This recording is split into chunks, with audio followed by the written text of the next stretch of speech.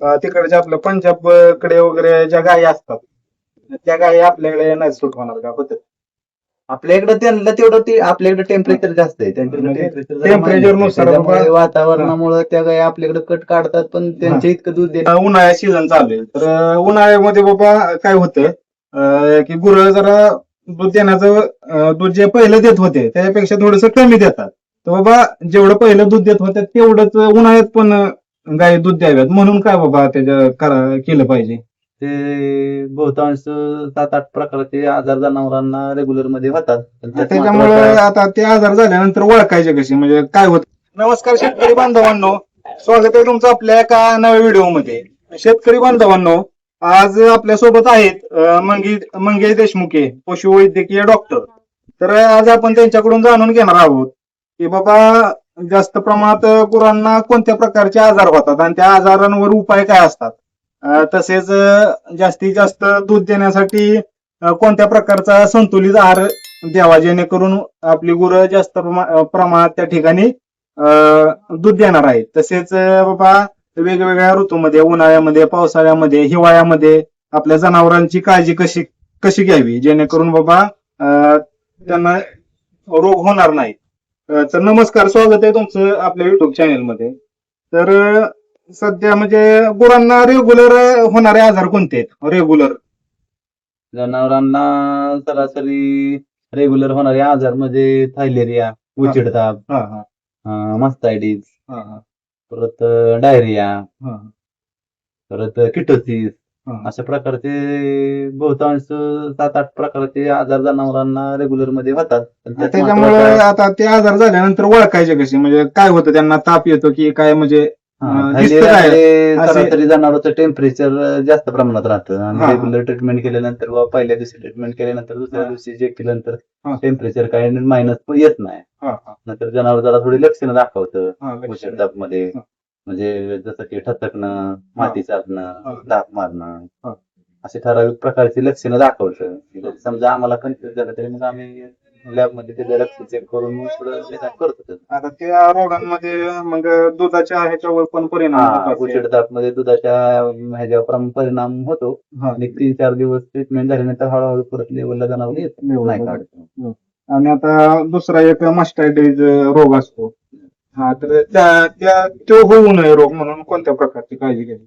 मास्टायटिस होऊ नये म्हणून गोट्या स्वच्छता राखणं, स्वच्छता संतुलित आहार देणं, प्रोटीनयुक्त खाद्य पाहिजे, मिनरल कंटिन्यू वापरलं पाहिजे. प्रकारच्या जनावरांचा संतुलित आहार दिला म्हणजे महत्वाचा उद्देश आहे की गोठा स्वच्छ ठेवणं, निर्जंतुकीकरण करणं हे महत्वाचं. जंतुकीकरण करण्यासाठी बाबा कशा पद्धतीने केलं पाहिजे? थोडस निर्जंतुकीकरण करण्यासाठी काय गोठ्यात बाबा स्वच्छता म्हणजे पोटॅशियम परमॅंगनेट वापरणं, दारूच्या पाण्यामध्ये पोटॅशियम परमॅंगनेट खडे टाकून दारूला पाणी वापरलं पाहिजे. अशा प्रकारची ठराविक औषधं वापरून आपण मास्टायटिस टाळू शकतो. आता बऱ्यापैकी म्हणजे आपल्या गावाकडे मध्ये म्हणजे 70% लोक दुग्ध व्यवसाय करतात. एक दोन गायी असतात प्रत्येक, काही लोकांकडे जास्त असतात. पण आता प्रत्येक 2-3 गायी असणारा माणूस नाही गोठा व्यवस्थित नाही करू शकत, म्हणजे त्याच्यामध्ये सगळ्या फॅसिलिटी नाही देऊ शकत. मग सरासरी मुक्त गोठा पद्धत केली तरी चालू शकतो. थोडक्या जागेत मुक्त गोठा पद्धत चांगली. मुक्त गोठा पद्धतीने जनावरांचं म्हणजे व्यवस्थापन कमी खर्चात, कमी मनुष्यबळात आता मास्टायटिस सारखे आजार येतील. जवळजवळ 70% आजारावर नियंत्रण मुक्त गोठ्यामध्ये येऊ शकतो. आता तुम्ही स्वच्छतेविषयी बोलला बरं का, तर आम्ही त्या वाखरीला गेलो होतो. विजया लोखंडे यांचा खूप चांगल्या पद्धतीने गोठा आहे आणि स्वच्छता एवढ्या मोठ्या प्रमाणात आहे बरं का. आणि त्यांना पण तुम्ही आता त्याप्रमाणे म्हणला का नाही, स्वच्छता खूप महत्वाची. त्यांचा पण गोठा एकदम निरोगी आणि त्या आम्हाला म्हणल्या की बाबा आता आमच्या म्हणजे वर्ष डॉक्टरलाही बोलावं लागत नाही, म्हणजे स्वच्छता असल्यामुळे तो स्वच्छतेचा फायदा आहे. आता सध्या उन्हाळ्या सीझन चालू आहे तर उन्हाळ्यामध्ये बाबा काय होतं की गुरं जरा दूध देण्याचं दूध जे पहिलं देत होते त्याच्यापेक्षा थोडस कमी देतात. तर बाबा जेवढं पहिलं दूध देत होते तेवढंच उन्हाळ्यात पण गाय दूध द्याव्यात म्हणून काय बाबा केलं पाहिजे? उन्हाळ्यामध्ये जनावरांना शक्यतो करून आहारापेक्षा पाण्याची जास्त आवश्यकता असते. त्यासाठी जनावरांना स्वच्छ पाणी, थंड पाणी आणि गोट्याचं वातावरण थंड थंड पाहिजे. त्यांना बाबा उन्हाळ्याचा त्रास नाही म्हणून ती नवीन पद्धतीचे पोगर निघाले पोगर, हा पोगर त्या पद्धतीचं वापरून जनावरांचं गोट्याचं वातावरण आपण मेंटेन मध्ये ठेवलं तर जनावरांचं दूध उत्पादनात चांगला फरक पडतो त्याचा. तर परत जनावरांना प्रोटीनयुक्त खाद्य, मुरघास, बाबा त्यांच्या आहारामध्ये गुळाचं प्रमाण जरा, गुळ पण कॅल्शियम, महत्वाचं आहे. अशा प्रकारे फॉस्फरसचे जरा पावडर भेटतात. त्याचं प्रमाण वापरल्यानंतर जनावरांमध्ये शरीरामध्ये चांगला त्याचा फरक पडून दूध उत्पादन हाय लेवल मध्ये राहू शकतं. आता तुम्ही पशुवैद्यकीय डॉक्टर आहात, तर आता वेगवेगळ्या ठिकाणी बाबा फिरत असाल, तर बाबा ज्या ठिकाणी स्वच्छता आहे त्या ठिकाणी रोगराई कमी दिसते का, आणि ज्या ठिकाणी अस्वच्छता जास्त आहे तिथं रोगराई जास्त दिसत असेल? तुम्ही फिरताना तुम्ही बरोबर आहे. निरीक्षण यासाठी केलं? सर्वोत्तम उपाय तो मुक्त गोटा पद्धत करणे. मुक्त गोटा फार पद्धत. फायदेशीर आहे. कमी खर्चात तुमच्या पद्धतीने आपण कमी खर्चात मुक्त गोटा पद्धत करू शकतो. आणि आता मला एक सांगा, आता तुम्ही फिरताय तर असे वेगवेगळे काही रोग आहेत का की बाबा जास्त करून गुरांच्या जीवाला पण धोका होऊ शकतो, असे काही आजार तुम्ही पाहिलेत का? आहेत की हा. थायलेरिया आहे. त्यानं काय होतं म्हणजे? थायलेरियामध्ये जनावरांच्या शरीरातलं रक्ताचं प्रमाण फास्टमध्ये कमी होतं. कमी होतं. म्हणजे ते ट्रीटमेंट नाही झाली तर जनावरांच्या जीवाला धोका होतो. तो रोग कशामुळे होतो, त्याचं काय म्हणजे कारण काय आहे? थायलेरिया आजार वातावरणातल्या बदलामुळे होऊ शकतो, वातावरण. गोचिडीमुळे होऊ शकतो. गोचिड आतल्यावर होतो असं नाही का, वातावरणातील बदलामुळे पण गोचिडीचा भाग होऊ शकतो. आणि आता गायी वेल्यानंतर बाबा काय काय एखाद्या गायीला काय होतं की वेल्यानंतर नेमकी आजारी पडते आणि तिचं किटोसिस होतं, आणि त्याच्यामुळे दुधाचं प्रमाण पण कमी होतं जरा. कारण पहिल्या वेताला एखादी गाय 11-12 लिटर दूध देते, आणि आता ती आजारी पडल्यामुळे काय होते 4 ते 5 लिटर दूध देते. असं पण म्हणजे प्रॉब्लेम होतात. मग त्याला काय उपाय आहेत का? उपाय आहेत की त्याला, हा. कॅल्शियम पण बाबा. ते वेत वायाच गेलं ना, म्हणजे ते दुधाचं प्रमाण तेवढंच राहिलं. एका गाय मी पण पाहिली या.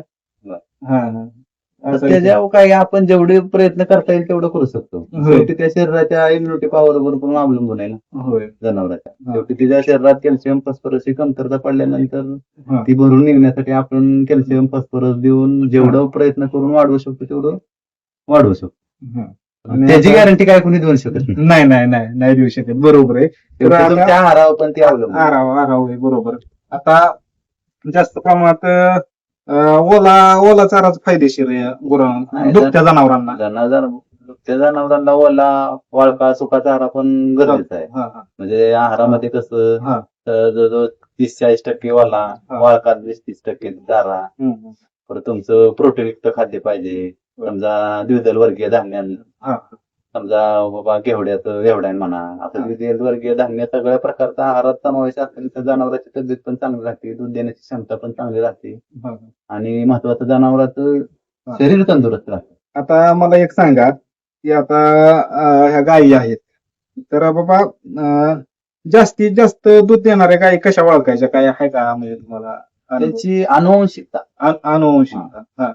अनुवंशिकतेवर दूध उत्पादनाची क्षमता अवलंबून असते. आता आपल्या महाराष्ट्रामध्ये, पश्चिम महाराष्ट्रामधील वातावरण जरा हेच आहे, टेम्परेचर जास्त.